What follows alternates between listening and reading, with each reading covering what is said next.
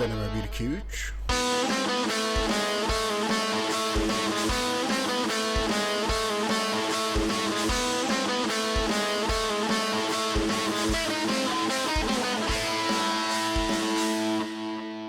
Pavyon. Birçok giden memnun ki yerinden çok seneler geçti.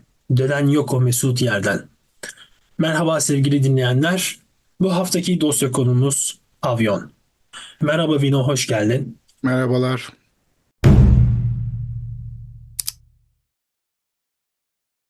İlk sorumla başlıyorum. Felsefe entelektüel bir çaba olarak görülür ve genellikle varlık, bilgi gibi üst düzey alanlarla ilgilenir. Bu durumda pavyon ve felsefe nasıl bir arada düşünülebilir? Yani pavyon felsefesi mümkün müdür?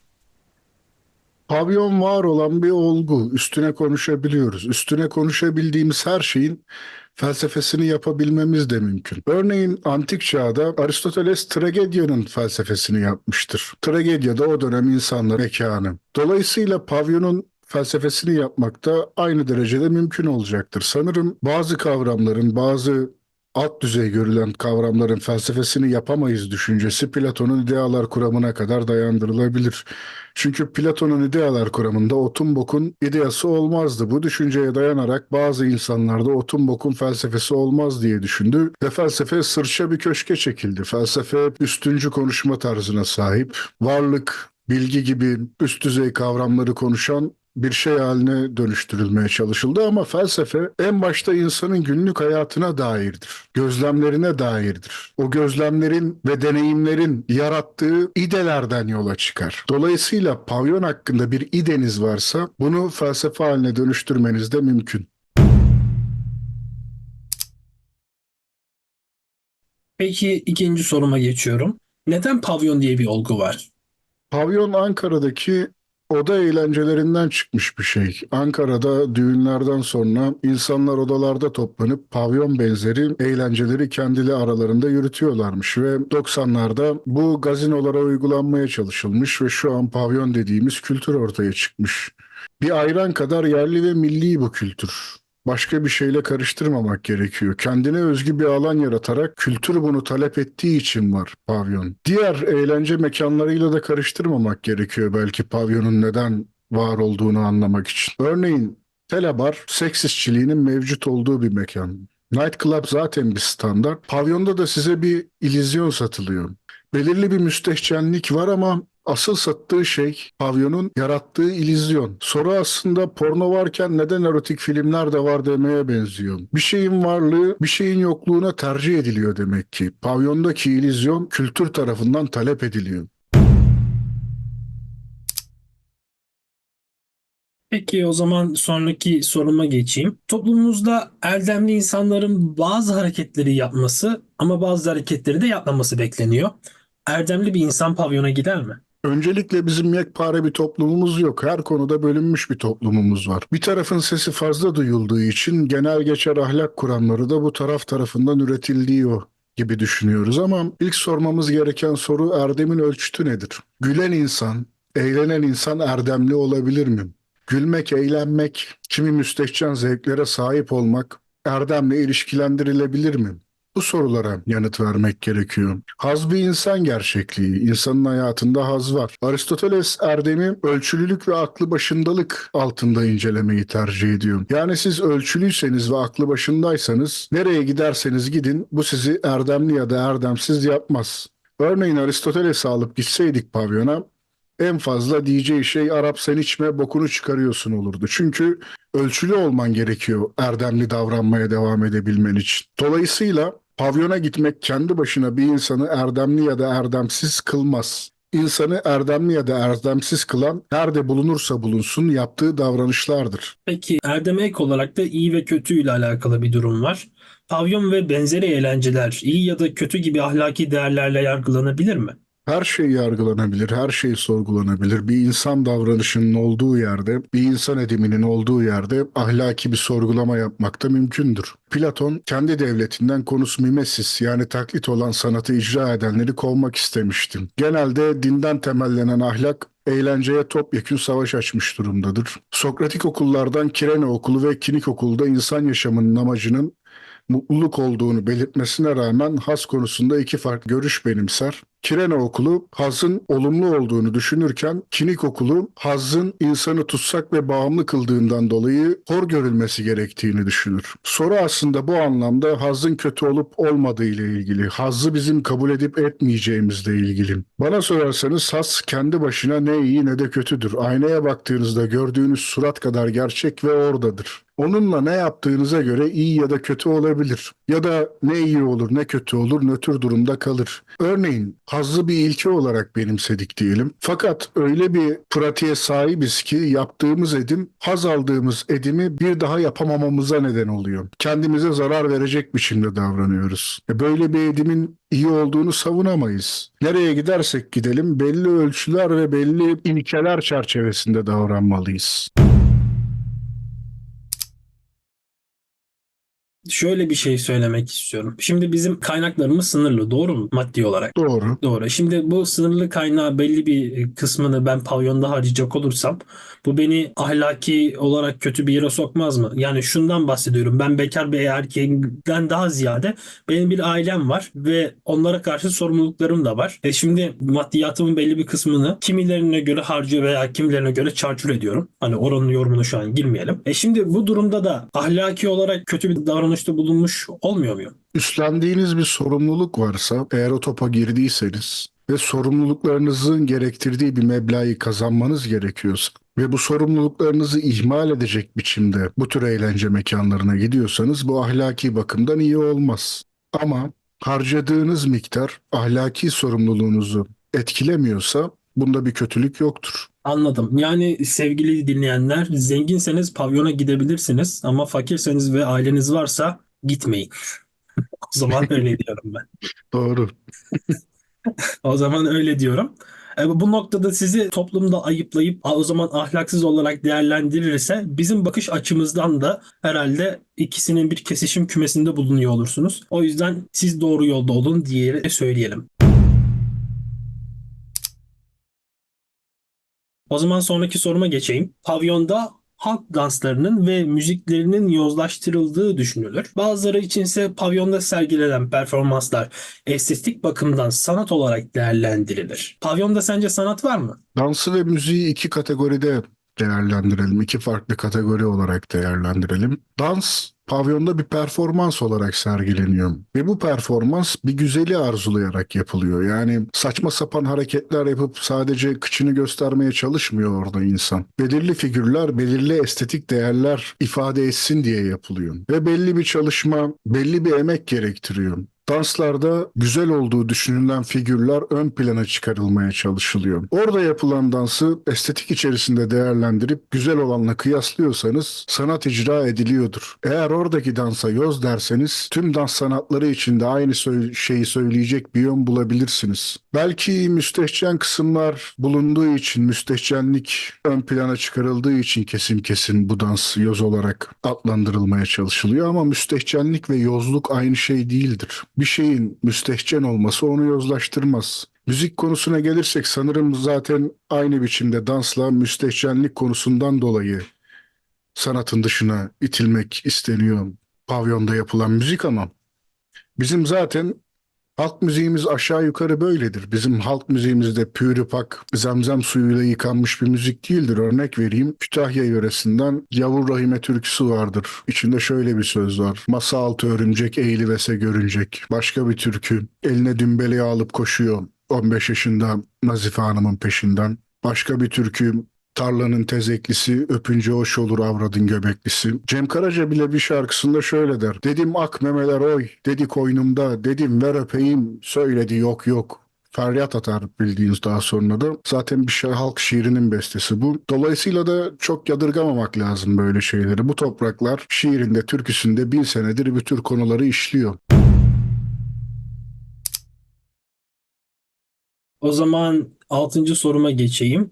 Teşekkürler bu arada cevabın için. Bazı insanların karakterleri yerden yere değişebiliyor. Bazı insanların dışarıdaki karakterleriyle pavyondayken sergiledikleri karakterler çok farklı olabiliyor. Peki bunun motivasyonu ne? Neden bu insanlar farklı orada? Pavyonda seyircinin de katıldığı bir performans var. Seyirci performansın dışında değil, performansa dahil. Orada bir fenomen var. Parasını ödediğiniz sürece istediğiniz gibi yalan söyleyebilirsiniz. Kimse sizi yalan söylediniz diye yargılamaz. Bir yolculuk yaptığınızı düşünün. Bir daha hiç gitmeyeceğiniz bir yerde, bir daha hiç karşılaşmayacağınız bir berber salonuna girdiniz. Berber de size sorular sormaya başladı. Bu sorulara istediğiniz gibi cevap verebilirsiniz. İstediğiniz yalanı söyleyebilirsiniz. Kendinizi istediğiniz kişi olarak tanıtabilirsiniz. Bunun illaki bazı kişiler için bir rahatlaması vardır. Pavyon da bize aynı olanağı sunar. Orada bir kimlik yaratıp o kimliği devam ettirebilirsiniz ya da başka bir pavyona gidip başka bir kimlik yaratıp onunla devam edebilirsiniz. Eğer siz hesabı ödeyebilir konumdaysanız kimse sizi yadırgamayacak ya da yargılamayacak. Motivasyonu bu özgürlük alanı olabilir.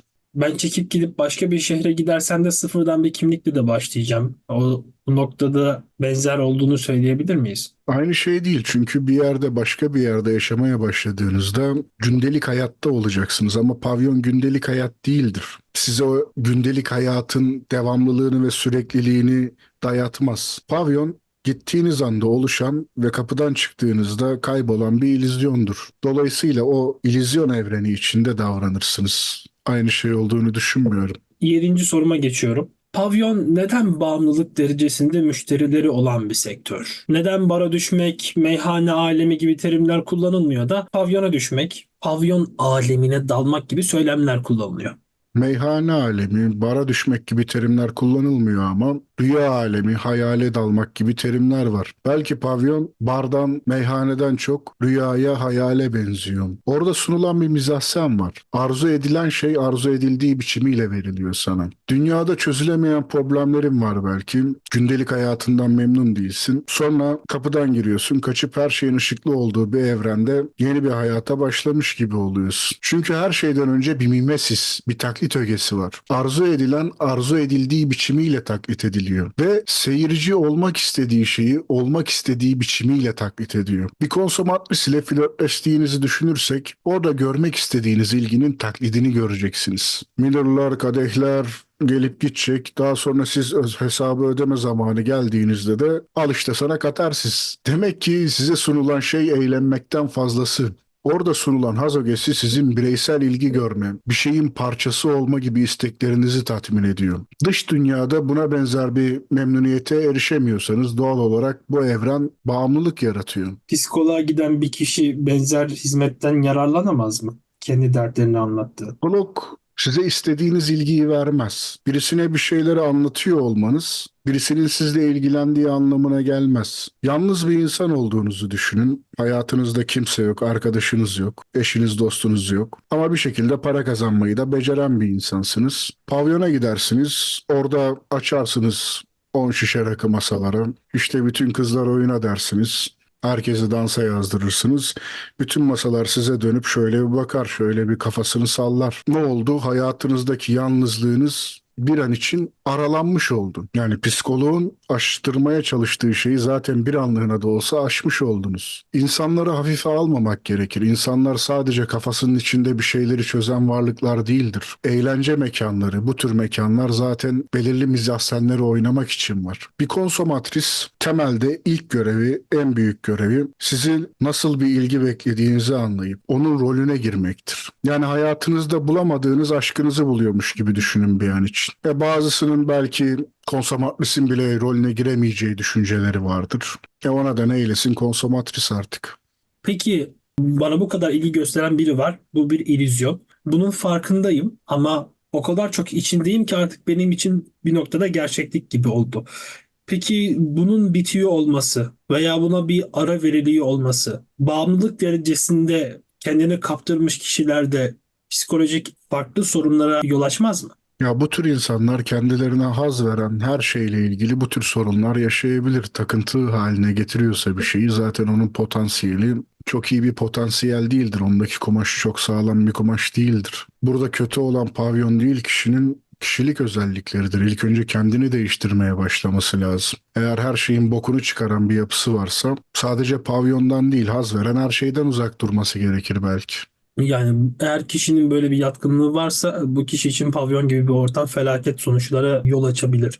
Ben böyle düşünüyorum. Ama dediğin gibi bunun sorumlusu pavyon bir yere kadar belki olduğu düşünülebilir ama en başta olay kişinin kendi sorumluluğunda. Aynı şekilde meyve bıçağıyla meyve kesiyorum ama bununla biri adam öldürdü diye tüm meyve bıçaklarını piyasadan kaldıramayız. Yani tabii ki, 8. soruma geçiyorum. tabii ki. Son dönemde yayınlanan bir dizi sahnesiyle birlikte pavyon dansı, pavyon kültürü popüler bir hale geldi ve toplumda bunun karşısında geliştirilen bir tepki var. Pavyon ahlaksızlıkla itham ediliyor ve pavyon kültürünün toplumsal ahlakı bozduğu düşünülüyor. Toplumun eleştirileri sence yerinde mi? Yani düşünmek lazım. Acaba herhangi bir eğlenceyi onaylayabilen kesiminden mi bahsediyoruz toplumun? Çünkü toplumun bunu eleştiren kesiminin derdi sadece pavyon değil. Bu insanlar eğlenebilen, eğlenme olanı olan her şeye karşı. Yarın başka bir dizide birisi keyifle yemek yerken görülür. Derler ki vay nasıl ballandıra ballandıra yemek yedi. Başka bir dizide bir kadın şöyle hoş bir kahkaha atar. Bunlar döner der ki bu ya bak döne döne ne biçim gülüyor canımız kaldı. Dolayısıyla bunları çok dinlemenin, önemsemenin sonu gülemez, eğlenemez hale gelmektir. Toplumun her görüşü çok da değerli değildir. Her söylenen ciddiye alınırsa çoğunluk diktatörlüğü yaşanır. Ya da sesi en çok çıkarın yarattığı düzen takip edilir. Ama bazıları da çocukların gelişimini düşündüğü için böyle düşünüyor. Tepkilerin sebeplerinden biri çocukların gelişimi olamaz mı? Benim çocuklarım buna özenecek, büyüyünce böyle olacak diye düşünüyor olamaz mı? Ya bunun sebebi de çocuklara yarınları bırakmanın doğru dürüst anlaşılamaması belki. Bu söz size yarın bu çocuklar büyüdüğünde özgürce yaşayabilecekleri temiz ve sorunsuz bir dünyaya sahip olsunlar diye söylendi. Siz her şeyin çocukların seviyesine indirilmesini istediğinizde bu sözün anlaşılmamış olduğunu gösteriyorsunuz. Yetişkinlerin özgür olmadığı bir dünyayı bırakmaya çalışıyorsunuz çocuklara. Dünyayı çocuk bahçesine çevirmeye çalışamazsınız. Her şeyi çocuklara uygun hale getirmeye çalışamazsınız.